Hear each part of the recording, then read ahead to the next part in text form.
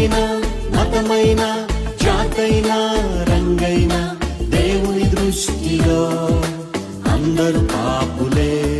ఏ కులమైనా మతమైనా జాతైనా రంగైనా దేవుని దృష్టిలో అందరూ పాపులే.